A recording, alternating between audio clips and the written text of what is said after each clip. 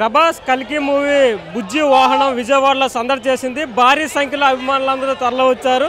దీంతో పాటు ఈ వాహనం ఏదైతే చక్రాలు ఉన్నాయో ఇవి భారీగా ఉన్నాయి. దీంతో పాటు వాహనం నడపడానికి డ్రైవర్ సీట్తో పాటు వెనక కూర్చోడానికి ఒక సీట్ ఉంది.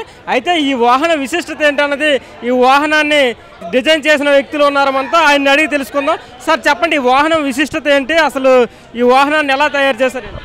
ఈ వాహనం వచ్చేసి 2019 నుంచి దీని డిజైన్ అనేది రెడీ చేయడం జరుగుతుంది. 2021లో దీని డిజైన్ ఫైనల్ చేశారు. మా ప్రొడక్షన్ డిజైనర్ నితిన్ జిహాని అండ్ మా డైరెక్టర్ ప్రొడ్యూసర్ వీళ్ళందరూ ఒక షేప్ అనేది ఫైనల్ చేసుకున్నాక దీన్ని బిల్డ్ స్టార్ట్ చేయడం జరిగింది. దీని మూవబుల్ వెర్షన్ వచ్చి మహేంద్ర అండ్ జయం వాళ్ళు రెడీ చేశారండి.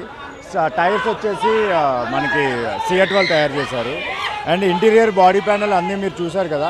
సో ఎంటైర్ వెహికల్ వచ్చేసి మనకి ఎలక్ట్రికల్ మీద రన్ అవుతుంది, పెట్రోల్ కానీ డీజిల్ కానీ కాదు.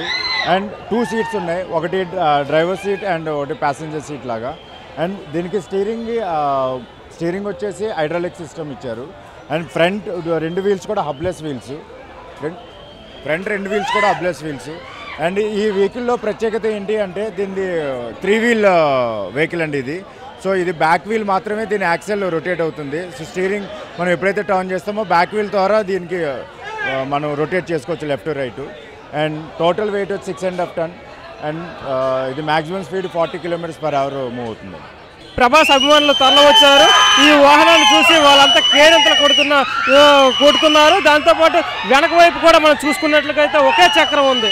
ఈ చక్రం పైనే మొత్తం వెనక వైపు ఉన్న ఇదంతా కూడా వెయిట్ అంతా కూడా ఉన్న పరిస్థితి ఉంది. ముందుకు చూస్తే 2 చక్రాలు, మొత్తం 3 చక్రాలతో ఈ వాహనం రూపొందించారు.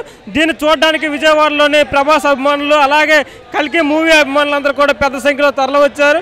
ఇది ఈ వాహనం ఒక విశిష్టత.